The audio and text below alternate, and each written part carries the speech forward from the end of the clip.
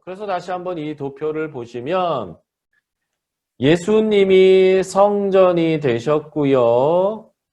그 성전이신 예수님이 떠나가면서 우리에게 성령을 보내시고 우리가 성전의 역할을 하게 되었다. 그래서 더 이상 건물인 예배당을 성전이라 부르거나 예배당을 짓는 것을 성전 건축이라고 부르지 마세요. 저는 이것을 이단이라고 생각합니다. 주님은 2000년 전에 이미 성전을 폐기시키셨어요. 그리고 헤롯 성전이 파괴되면서 건물로서의 성전의 시대는 종식됐습니다. 2000년 전에 이미 끝난 일이에요. 이제는 그리스도인들이 움직여가는 성전입니다. 개인이 성전이고요. 공동체가 성전입니다.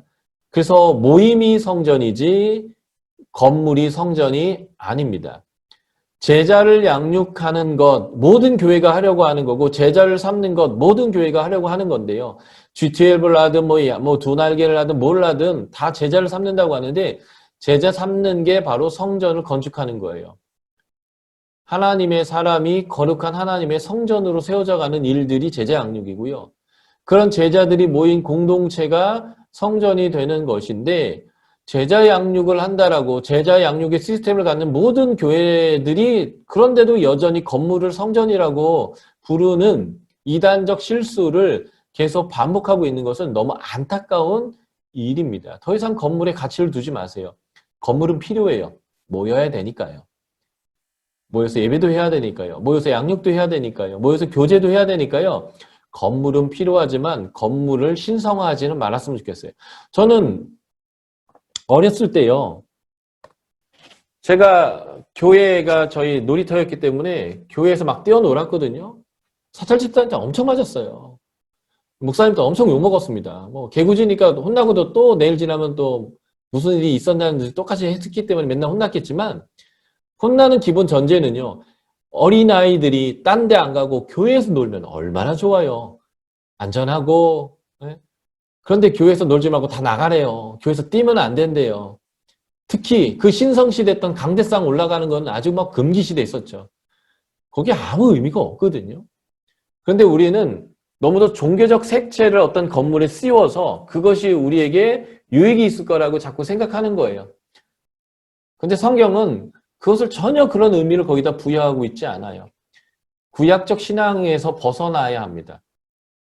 교회에서 뛰는 거, 예배당에서 뛰는 게 죄일까요? 성전인 사람을 미워하고 욕하고 그 성전인 교회의 연합됨을 깨고 당을 짓는 게 잘못된 일일까요? 당 짓는 거예요. 하나님의 성전을 향해서 미워하는 거예요. 용서 안 하는 거예요. 함부로 대하는 거예요. 이게 정말 큰 죄인데요.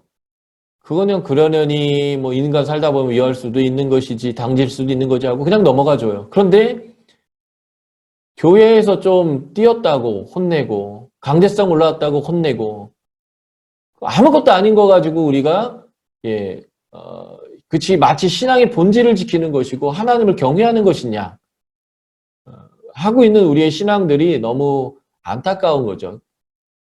우리는 어떤 종교인이 되는 게 아니고요. 하나님의 백성이 되는 거예요.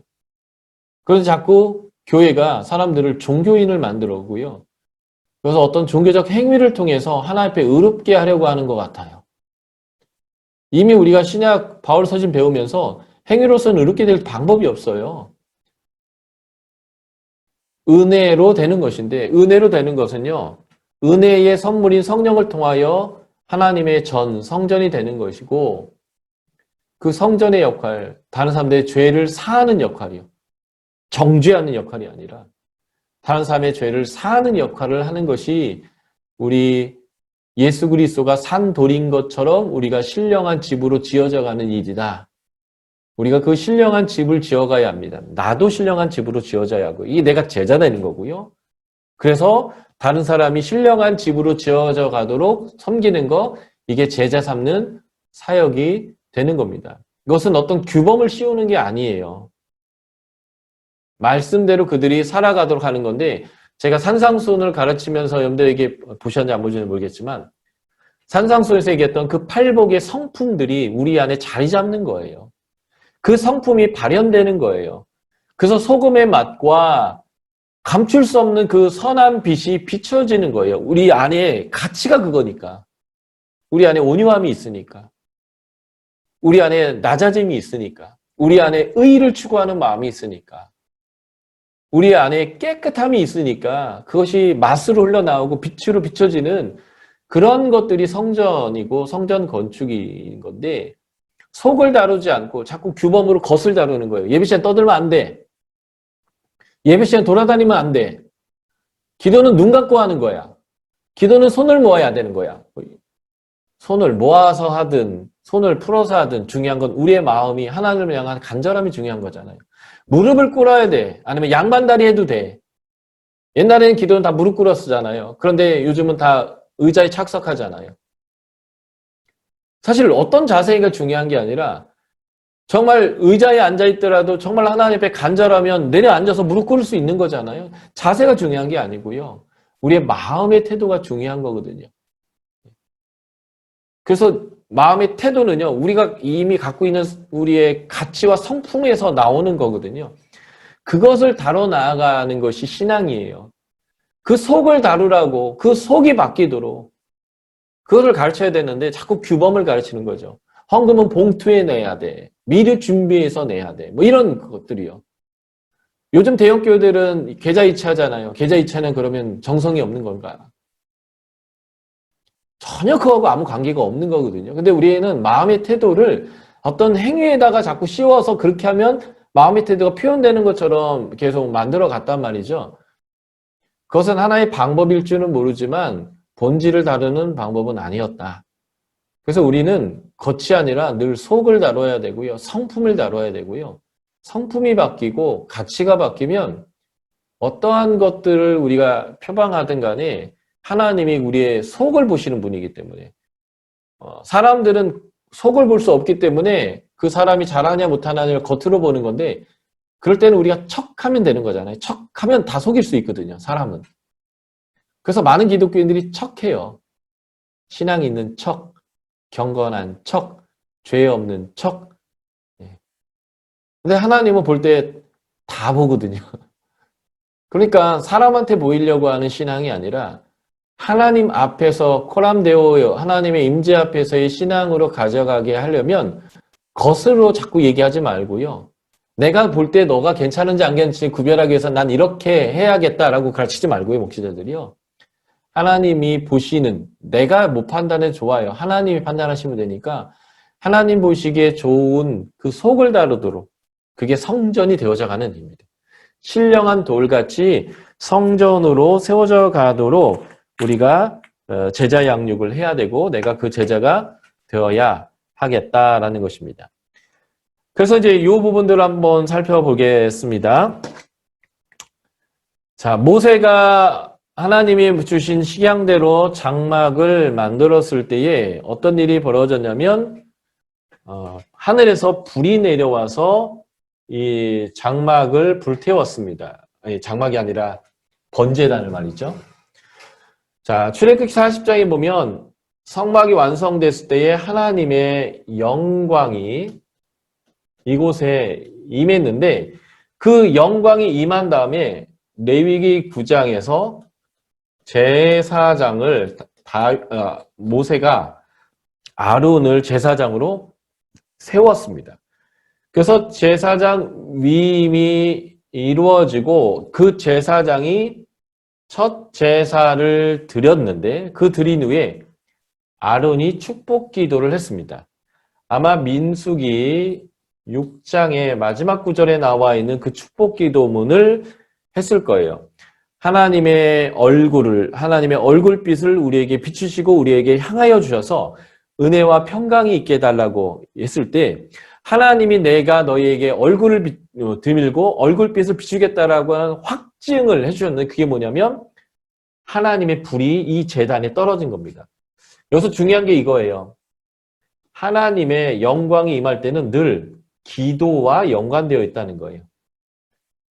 하나님 만나 주십시오. 하나님 우리에게 복 주십시오라고 기도하면 하나님의 영광이 임했다는 거죠. 그래서 이 모세의 장막이 하나님의 성전으로 인정됐는데 그 성막이 파괴됐습니다. 그리고 하나님이 솔로몬을 통해서 다시 성전을 주셨는데 역대하 7장 1에서 3절 봤더니 솔로몬 성전이 완공되고 솔로몬이 하나님께 제물을 드린 곳에 불이 떨어졌는데 이때도 보면 솔로몬이 하나님께 이 성전을 봉헌하는 기도를 했을 때 그 제단 위에 하나님의 불이 떨어지게 됩니다. 그래서 내가 이 제단에서 예배를 받을 거다라고 하는 건데 솔로몬 시대 때는요. 기브온 산당이 있었어요. 기브온 산당이 뭐냐면 모세가 만들었던 장막인데요.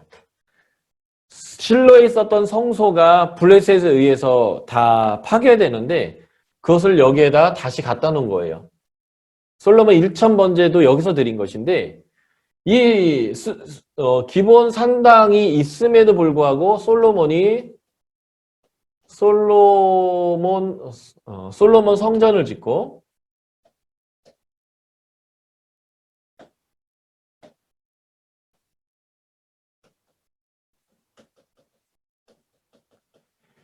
여기가 성전인 것 같은데 하나님이 나와 함께 한다라고 솔로몬 성전 지어 버린 거예요. 그렇게 사람들은 아닌데 여기가 모세가 지은 장막인데 여기에 하나님이 예배 받으실 텐데 이렇게 이제 사람들이 생각하고 있는데 여기다가 하나님이 봉헌 기도 후에 불을 빵 떨어져 줘 버린 거죠. 그러니까 사람들이 어떻게 생각해요? 아, 하나님이 여기에서 이제 예배 받겠구나라는 것을 모든 사람들이 딱 이해해 버리는 거예요. 기본 산당이 아니구나 확 접어버리는 거죠. 그러니까 확실하게 솔로몬과 함께 하겠다고 약속한 거예요. 이게 사무엘하 7장에서 다윗과 언약하면서 너 성전 짓는 거 내가 원치 않지만 내가 너의 아들의 아버지가 돼줄 거다. 그래서 네 아들이 내가 너의 아들의 아버지가 되어준다는 증거로 성전을 지을 거다라고 하나님께서 다윗과 언약을 해주셨는데 그 언약대로 솔로몬이 성전을 지었더니 하나님이 내가 너와 함께 할게. 네가 드리는 예배 내가 받을게 하고 이 성전에다 불을 그냥 던져버리신 거죠. 예. 이게 바로 솔로몬 성전에 불이 임한 사건인데 이 솔로몬이 봉헌 기도를 할 때 이렇게 기도했어요.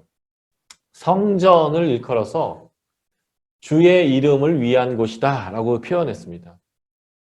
성전은 하나님의 이름을 위한 곳이에요. 신명기 12장부터 19장에 보면 예배를 드려야 되는데 예배는 하나님이 이름을 두려고 택하신 곳에서만 예배 드려라 이렇게 돼 있어요. 하나님이 이름을 두려고 택하신 곳. 그래서 하나님이 택하시지 않은 곳에서 예배드리는 모든 장소를 산당이라고 불러요. 이 하나님이 이름을 두려고 택하신 곳의 요새 장막이었는데 그것이 불순종에 의해서 하나님이 실로에서 떠나셨잖아요. 그래서 하나님이 이름을 두려고 택하신 곳이 이제 어디냐면 바로 솔로몬이 지은 이 성전인 거예요. 그래서 솔로몬이 얘기하는 거죠. 이곳은 주의 이름을 두려고 하나님이 택하신 곳입니다. 그래서 여기에 언약궤를 두었는데요. 언약궤가 있다는 말은 무슨 말이에요? 하나님과의 언약적 관계가 계속된다는 거예요. 그래서 여기를 거룩하게 구별했다라고 이제 표현합니다. 이 성전은 이렇게 주의 이름을 두고 하나님과의 언약 관계가 계속 유지될 거다라는 것을 보여주는 것인데 이 부분이 아주 중요해요. 성전은 기도하는 것 또는 향하여 기도하는 것입니다. 기도하는데요. 이게 레위기 26장과 신명기 28장에서 저주의 상황이죠.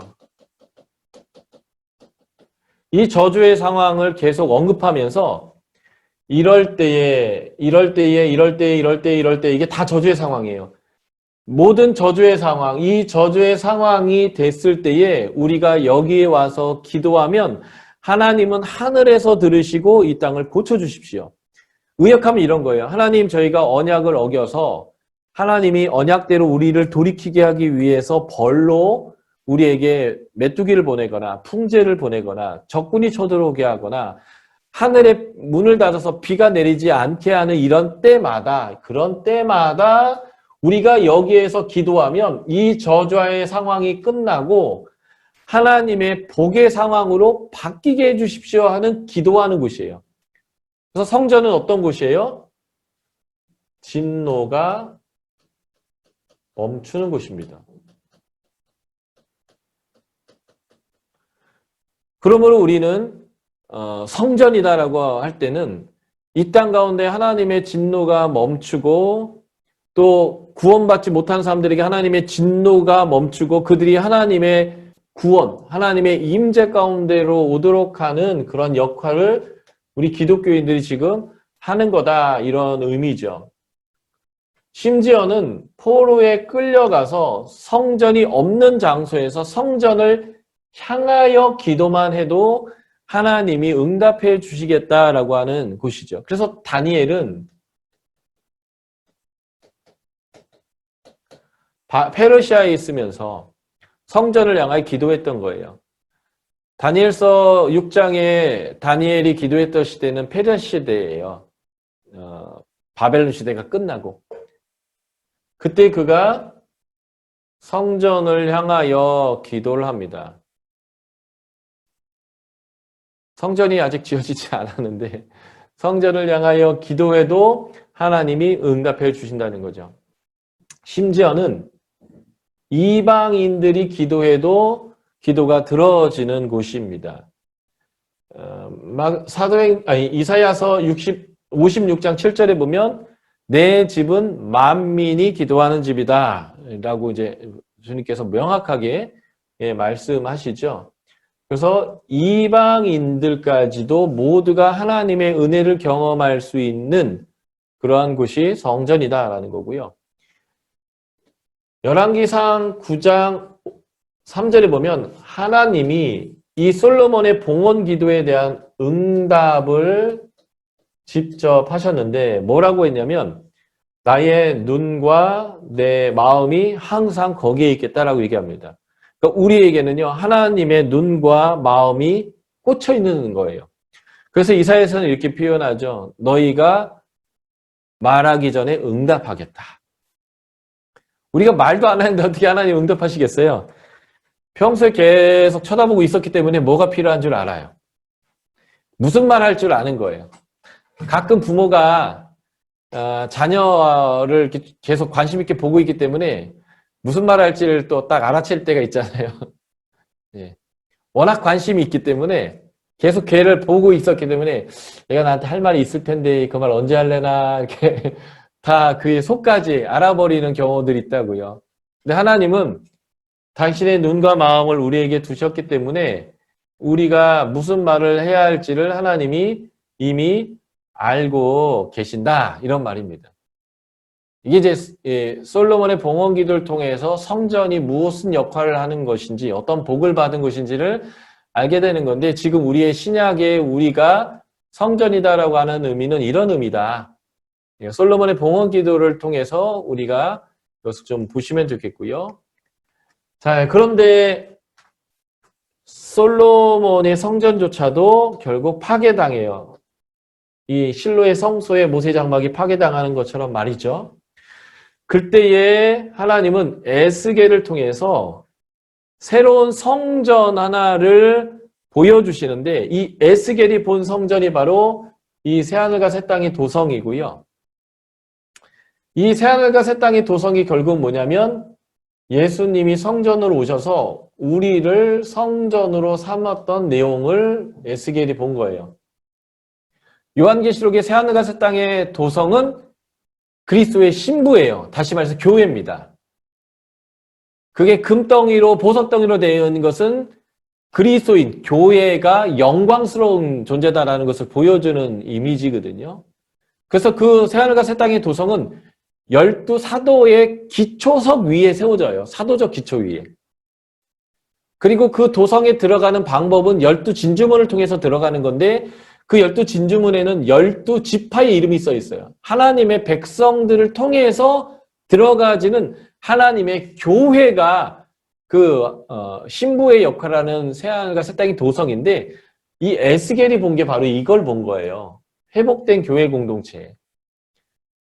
회복된 거룩한 성전인 각 개인들이요. 그래서 그 성전의 모습을 우리가 회복해야 된다라고 신약에서는 반복적으로 얘기하는 겁니다. 자, 요전에 요 갈멜산 제단을 한번 봐야 되는데요. 나라가 솔로몬 때 두 개로 쪼개지죠. 이렇게 북과 남으로. 근데 이 북에서는 송아지를 만들었어요. 그래서 우상을 숭배하죠. 이 송아지를 만들었다가 어디까지 가요? 나라 자체가 바알을 섬기는 나라로 아예 바뀌어버리죠. 아합 시대가 돼서는 말이죠. 그때에 하나님이 갈멜산에 제단을 쌓게 합니다. 하나님 버리는 송아지, 이거는 어떤 면에서는 이계명 위반이잖아요. 나를 어떤 것을 형상하지 마라. 그런데 바알을 섬기는 건 아예 1계명까지 위반해버리는 타락의 극치를 보였는데 그때 하나님이 엘리야에게 제단을 쌓게 하는 거예요. 그리고 엘리야가 기도했더니 거기에 하나님의 불이 내려왔다는 거죠. 그러니까 너희가 바알을 섬겨도 니들이 송아지를 만들어도 나는 너희 예배 받고 싶다. 난 너희와 함께하고 싶다. 그러니까 빨리 돌이켜라 라고 하는 하나님의 은혜가 있는데 기도 후에 이 제단에 하나님의 불이 떨어졌다는 것이 아주 중요하고요. 그리고 마지막 하나님의 불이 떨어진 데가 있습니다. 그게 어딜까요? 바로 우리 그리스도인 공동체 교회에 불이 떨어졌는데요. 그게 뭘까요? 마가 다락방에서 마음을 같이하여 전혀 기도에 힘쓰는 자들에게 기도할 때에 오순절날 성령이 교회 공동체에 임하면서 우리가 하나님의 성전이 되게 했다는 거예요. 그래서 고린도전서 3장 16, 17절은 공동체가 성전이다. 고린도전서 6장 19절은 각 개인이 성전이다. 그러니까 창녀와 합하지 마라. 음행행하지 마라. 라고 얘기하는 거죠. 고린도전서 3장 16절, 17절은 뭐예요? 고린도전서 1장부터 4장이 나는 바울에게 속했다. 나는 아브로에게 속했다. 나는 개바파다. 나는 그리스도파다라고 했던 분쟁의 맥락이잖아요. 그래서 너희가 성전을 더럽히면 내가 너희를 멸하겠다라고 얘기했는데 그래서 더럽힌다는 말과 멸한다는 말이 헬라어와 같은 말이에요. 그러니까 너희가 분쟁으로 성전을 멸하면 내가 너희를 멸하겠다 이렇게 표현하든지 너희가 분쟁으로 성전을 더럽힌다면 내가 너를 더럽혀버리겠다라고 이게 번역해야 되는 게 맞는데 결국 공동체가 하나 되지 않는다면 그것은 성전의 역할이 끝나는 거예요. 그래서 예수님이 마가다락방에서 마지막 만찬을 하는 요한복음 13장부터 17장에 보면 14, 15, 16이 다락방 강화이고 17장이 중보기도 하시는 건데 중보기도의 핵심 내용이 뭐예요? 아버지와 내가 하나인 것처럼 저희들이 하나 되게 하여 주십시오. 이게 무슨 말이에요? 성전 되게 하여 주십시오. 성전의 역할을 하게 해 주십시오. 뭐 그런 말하고 똑같은 말이잖아요. 교회는 하나 되어야 하고 개인으로서의 교회는 음행을 하지 말고 정결해야 합니다. 그러면 정결한 자가 하나님을 볼 것이기 때문에 그래요. 성전은 뭐 하는 곳이에요? 하나님의 임재가 있고 하나님 만나고 하나님의 기도가 응답이 되고 하나님의 복이 흐르는 거잖아요. 하나님을 본다는 게 그런 의미인데 누가 하나님을 보겠어요? 우리 산상수훈에 봤더니 마음이 청결한 자가 하나님을 보게 된다란 말이에요. 그래서 공동체든 개인이든 하나님의 임재가 있는 성전이다. 이게 이제 신구약에서 다 하는 얘기들 지금 제가 이렇게 맞춰서 설명을 드리는 거예요. 자, 이게 바로 이제 베드로가 얘기했던 성전에 대한 내용이고요. 그거와 덧붙여서 베드로전서 2장 9절이 새 언약이라면 구약의 옛 언약은 시내 산에서 이루어지게 되는데 이 옛 언약과 새 언약은 동일한 얘기를 하고 있다라는 것을 보게 되는 거죠. 하나님이 언약을 시내 산에서 언약을 만들 때 세 개가 다 내게 속하였다. 그리고 여기 가로가 열리는 거죠. 그러나 다 집 나갔다. 다 떠나간 거예요. 그래서 하나님이 이들을 구원하기 위해서 전략적으로 한 사람을 택해서 한 민족을 만들어 갑니다. 그게 아브라함을 불러서 이스라엘 민족을 만드는 거죠. 그래서 그 민족을 출애굽시켜서 하나님의 소유가 되게 했고요. 그 소유가 된 백성들, 이게 뭐예요? 확실한 구원이에요.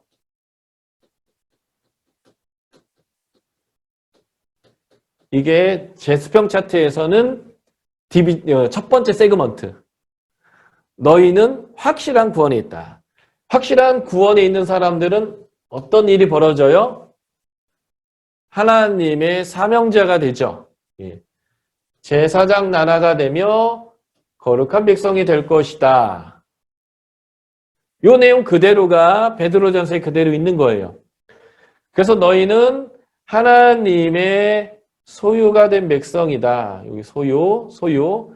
그래서 내가 너희를 택했기 때문에 왕과 같은 제사장이 되고 거룩한 나라가 되겠다. 그 목적이 뭐예요? 이 예수님의 은혜, 아름다운 덕을 선포하게 하기 위함이다. 라는 거죠. 그래서 지금 시내산 언약이나 새 언약이나 같은 내용을 담고 있습니다. 다른 건 뭘까요? 이거는 유대인과 맺은 언약이라면 이것은 모든 민족과 맺은 언약입니다. 아브라함은 유대인의 조상이기도 하지만 모든 민족의 조상이기도 하죠.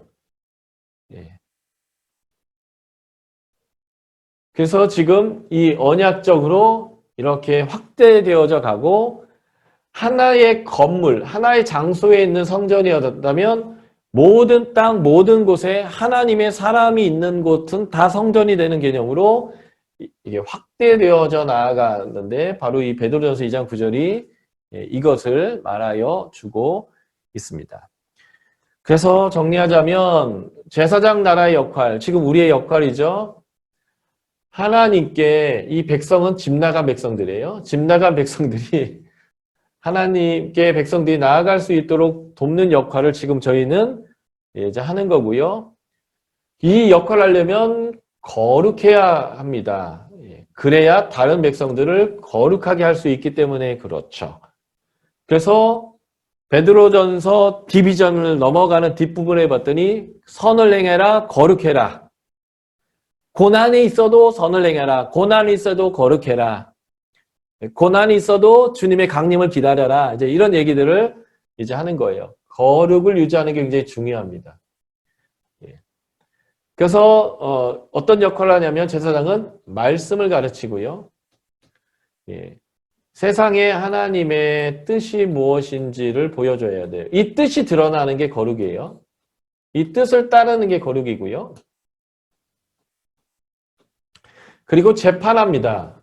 세상에 하나님의 기준을 세웁니다. 이게 기준이야, 이게 선이고, 이게 옳음이고, 이게 바름이야 라고 하는 것들을 재판하는 거고요. 그리고 성막을 섬깁니다. 부정한 자가 정결해질 수 있도록 도와줘요. 이게 아까 요한복음 20장에 나왔던 너희가 누구 죄를 사하면 그 죄가 사하여질 것이다 라고 하는 제사장의 아주 중요한 역할이죠. 그래서 하나님께 나갈 수 있도록 있게 하는 거죠. 나갈 수 있게 하나님께 나아갈 수 있도록 하는 거고요. 그리고 정함과 부정함을 분별합니다. 계속 하나님과의 관계가 하나님과의 관계를 유지하는 방법이 무엇인지를 가르쳐주는 게 제사장의 역할인데 이게 지금 우리의 역할이라는 거예요. 그래서 세상 사람들이 뭐 잘 모르겠으면 기독교인처럼 해. 잘 모르겠으면 기독교 사람이 옳다고 얘기하는 거. 예수 믿는 사람이 옳다고 하는 대로 기준을 세우면 돼. 이런 소리를 좀 들었으면 좋겠어요. 모르겠으면 쟤들처럼 하면 돼. 모르겠으면 쟤들이 하는 거 해. 그냥. 모르겠으면 쟤들이 옳다고 하는 거 그냥 옳다고 생각하면 거의 맞을 거야. 이렇게 되도록 저희들이 사는 거, 이게 바로 성전의 삶이고 제사장의 삶이다. 그렇게 이해할 수 있겠습니다. 결국 이걸 통해서 뭐가 이루어질까요? 거룩이 확산되어져 나가는 거죠. 하나님 계신 지성소로부터 성소로 제사장으로, 제사장에서 레위인으로 성막으로, 거룩한 텐트로, 거룩한 텐트에서 성지, 거룩한 땅과 거룩한 백성에게로 흘러나아가는 이 거룩이 결국 모든 나라, 모든 민족, 모든 땅으로 거룩이 확산되어져 나아가도록 내가 거룩하니 너희도 거룩하라. 어제 우리가 보았던 말씀이죠. 베드로전서 1장 15절 오직 너희를 부르신 거룩한 이처럼 너희도 모든 행실에 거룩한 자가 되라. 이게 레위기서의 키멀스라고 제가 말씀드렸고요. 이게 베드로전서의 중요한 메시지 중에 하나예요. 하나님이 거룩하니 너희도, 너희가 누구예요? 제사장 역할을 하는 거죠. 거룩해라. 이유가 뭐예요? 거룩이 확산되어야 하니까. 이게 이제 왕 같은 제사장의 역할이고요. 어제도 말씀드렸지만 왕 같은이 아니라 왕의 제사장이에요.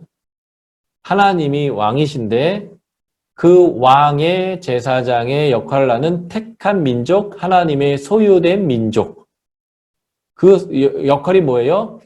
2장 9절에 봤더니 너희를 어두운 데서 불러내어 그의 기이한 빛에 들어가게 하신 이의 아름다운 덕. 한마디로 예수 그리스도의 은혜죠. 그 은혜의 덕을 선포하게 하려 하심이라. 은혜를 선포하기 위해서 우리가 그렇게 성전으로 부름받았다라는 것입니다. 자, 정리하겠습니다. 구약의 가장 중요한 제도가 3개였죠. 왕, 선지자, 제사장. 지금 이 베드로전서에서는 우리를 이 제사장의 역할로 부름을 받았고요. 이 제사장의 역할들을 행해야 합니다. 베드로전서에서는 이 부분을 강조하고 있지는 않지만 신약 성경은 이 3가지 모두를 우리의 역할로 말해주고 있는데요. 이러한 삶들을 이제 살아나가기 위해서는 이제 2장 13절부터 고난 가운데 순종과 선한 삶, 거룩한 삶을 살아야 한다. 그래야 이러한 왕과 선지자와 제사장의 역할을 통해서 사람들이 거룩해지고 하나님께 나올 수 있게 되겠다. 그래서 우리는 나그네지만 고난이 있어도 이러한 영광스러운 직분을 기꺼이 수행하는 자들이다 라는 내용들을 우리가 이제 쉬었다가 이제 진행해 보도록 하겠습니다.